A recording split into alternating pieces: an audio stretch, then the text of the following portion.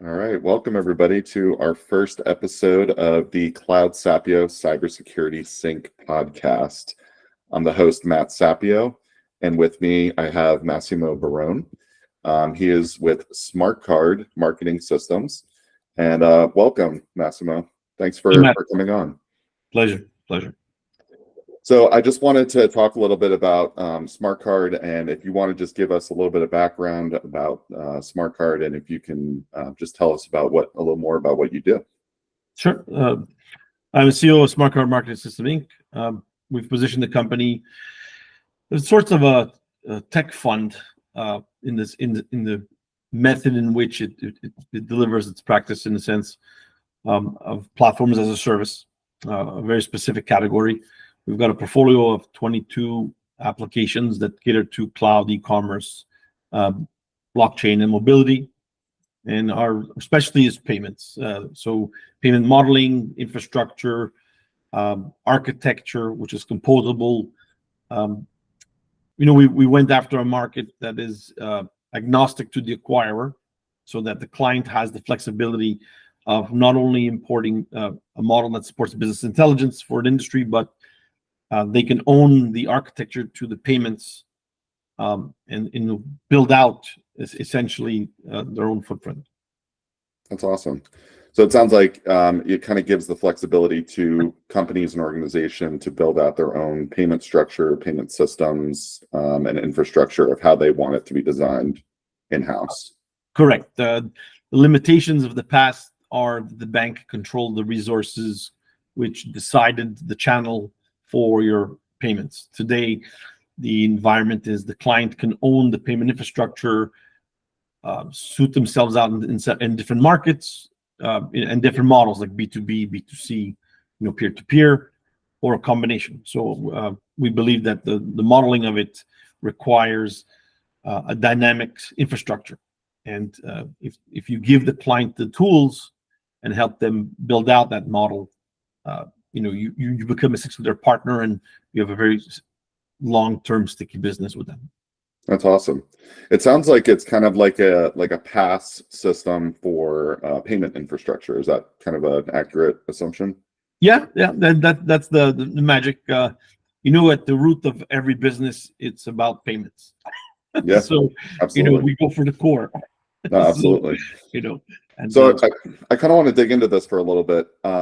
So when the client comes on, do they then own a portion of that infrastructure? So they're required to, manage it, maintain it, keep the compliance, keep the security up to date on it, or is that more of your responsibility? It's a handshake.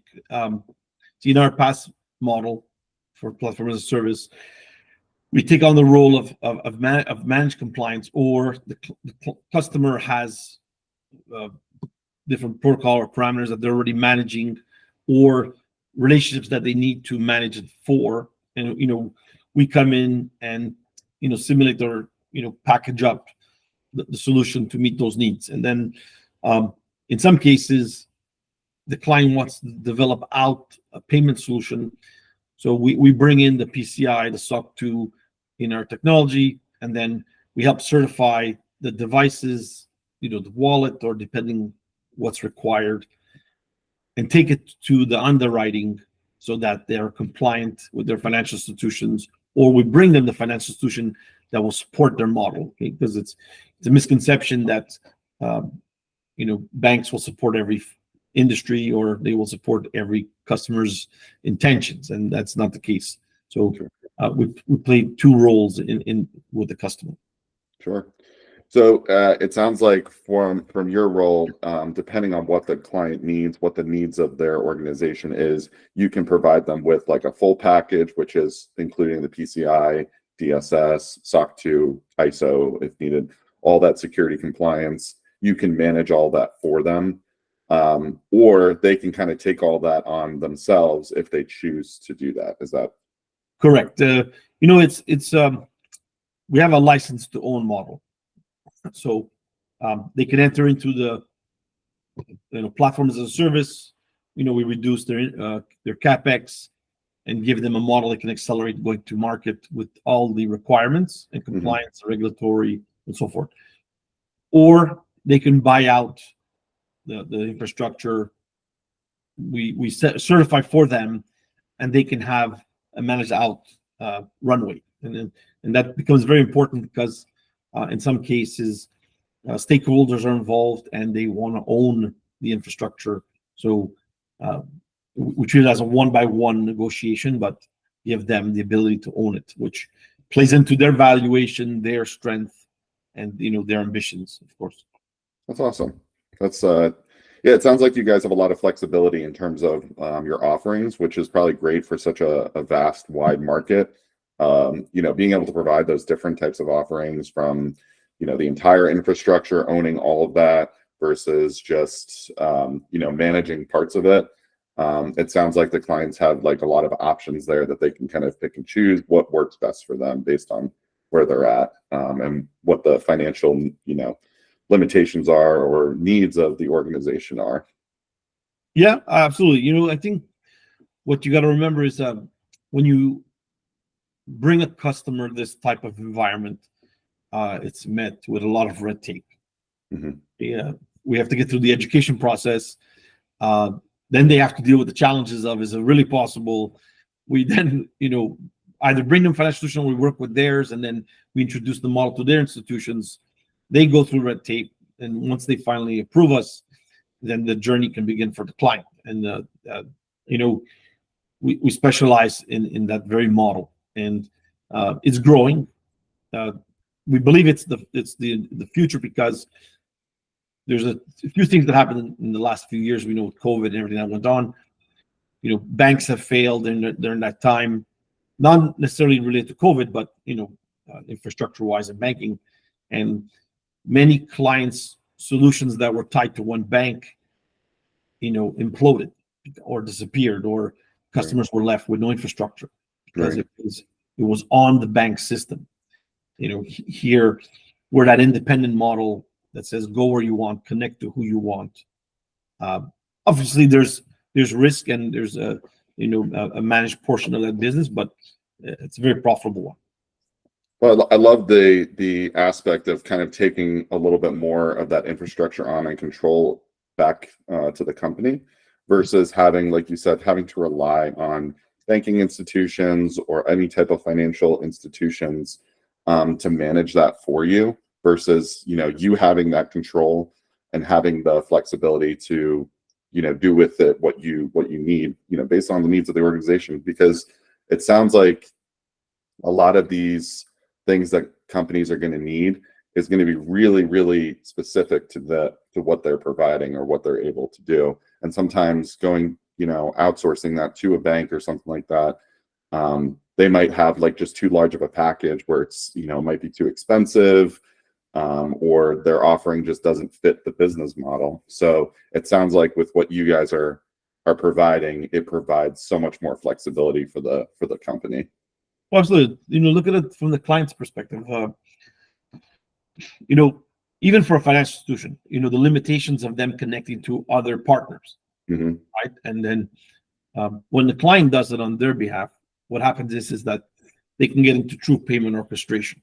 They can get into automation. They can control with their own enterprise-ready platform or ERP, and the bank resources are not being depleted, and the bank doesn't have to get into overhaul or involve, which could take 10, 12, 15 months. Because remember, most banks don't own their own technology.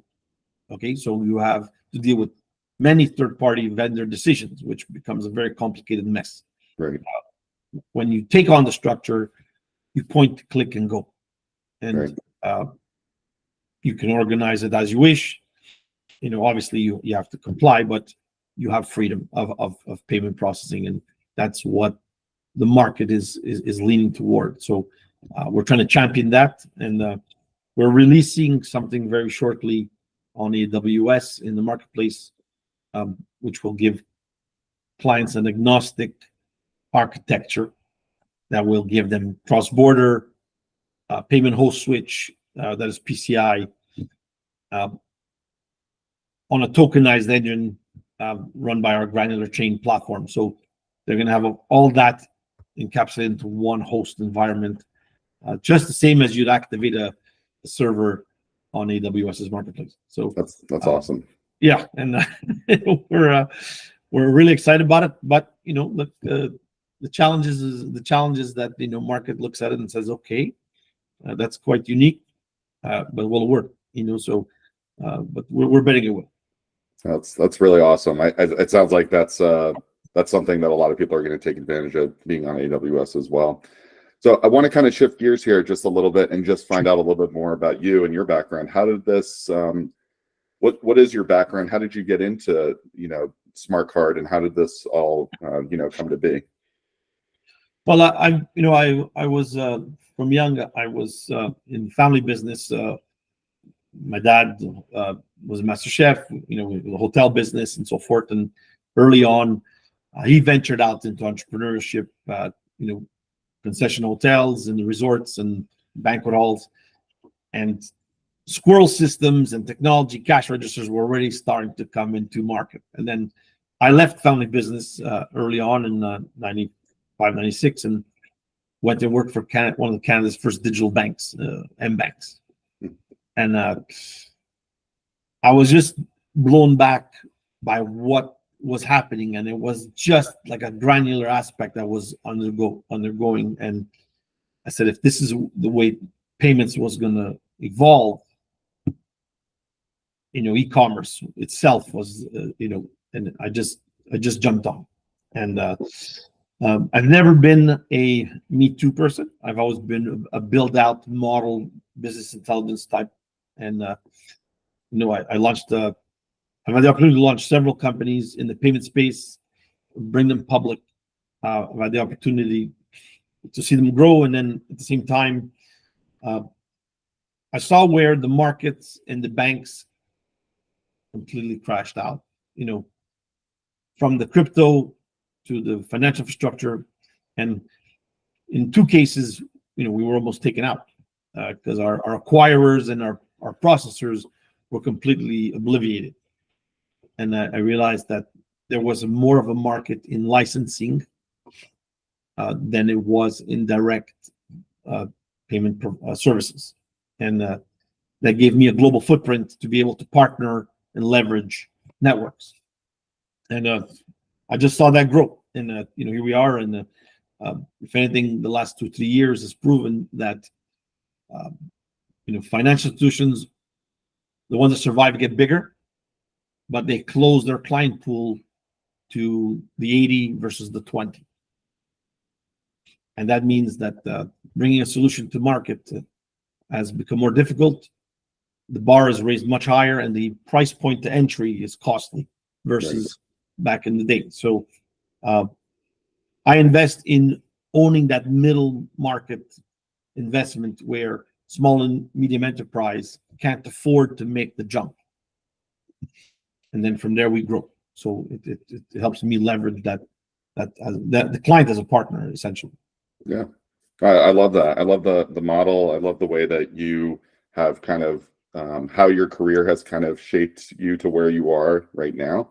It's really awesome to see this type of innovation and growth in these types of companies that come out and just have such, I'm always blown away by these types of unique ideas that you just wouldn't think of just from an outsider perspective, because people look at the finance industry as such a confusing thing that is just hard to understand, so they kind of go with something simple when they're starting their businesses, but knowing that these types of options exist. Well, look, if I can add something to that, one thing I learned about fintech and everything, PayTech, where I sit mostly, and I deal with a lot of startups and CEOs and across the board, and fintech particularly, these beautiful large number investment deals, and everyone's trying to figure out how come. And lenders are lending money to lenders; they're not lending money to technology. Mm-hmm. And people are not understanding that these $50 million, $200 million deals, they're lending pools. They're not technology deals. They're just they're investing in accessing channels to lend out money. So when good technology comes, it's not seen the same way, because it serves a different purpose, Right. right? So, it's a scars and trophies business, right? Yeah. So, we've seen some really good deals go by, and we looked at the technology, and most guys or girls in our space, when payments isn't going to work, or they've sold a lot of fluff. Yeah. So that's what you learn over the years, is you learn how to identify, what will and will not go through regulators or compliance. So Yeah. and that you got to keep that as a weapon in your arsenal going forward. That makes sense. And just for my understanding, how long have you been around? How long has SmartCard been around? SmartCard has been around 20 years. Myself, 26 years. I've had 3 public companies, all in the payment space. I rebooted SmartCard in late 2015 to 18 into building out this portfolio. Like I said, it's 22 platforms. We've got 10 million more plus invested. The architecture is all PayTech architecture, which plays a fundamental role of why it's so important right now, because there are a lot of institutions and enterprises right now looking to catch up to speed in all these digital trends, and all of them lead to payments. Okay? And invoicing, payout, collection, FX, you name it. Crypto as a payment, which obviously crypto as a payment is an enormous factor that's playing in right now. And we launched something called Redeem Bank, which is a claim voucher system for automating crypto collection. Okay, so just that aspect, there's a form factor, but how does the client use it to benefit their business? Because they feel they need to be part of it, right? So we model it out, and then we white label it for them. So that's our strategy, kind of give you what we do. That's awesome too. Having that white label too capability gives a lot more credibility to the companies that are utilizing your technology. Absolutely. That's awesome. Well, Massimo, I really appreciate you coming on today. Before we close, was there anything else that you wanted to talk about or bring up to our audience, or let them know? Recently we had the success of partnering up in a teaming agreement with LTI Mindtree globally. They're a monster in the banking industry. That partnership is already seeing multiple partnerships in multiple countries in the utility space, the banking sector, in some channels, modeling out payment infrastructure for utility companies. So some good is coming out of it, in the sense of you're going to see more of a brand out of SmartCard than just behind the scenes white label. Some people don't recognize us because our product is sold as a white label, but you're more on the back end. That's right. You'll see us more as a brand than just a back office. So fantastic. Looking forward to it. Oh, that's awesome. That's awesome. And if somebody does want to learn more, get more information, or contact you, do you have a good good way or good channel that they can go through to contact you to get more information? Yeah, from the corporate website, email. I'm very active on LinkedIn from the corporate site for myself directly for the company. I try to get to everybody and try to meet up. I like to know who I'm connecting with, at least in an intro. So if there's something out there, me or the team, I think we're fair enough that we respond fast enough, and hopefully we get it to everybody. All righty, fantastic. All righty, Massimo. Well, I really appreciate you coming on. Thank you, and thank you everyone for tuning in to the CloudSapio Cybersecurity Sync. We will see you guys next time. Thank you. Thank you, Matt. Appreciate it very much. Absolutely. Take care.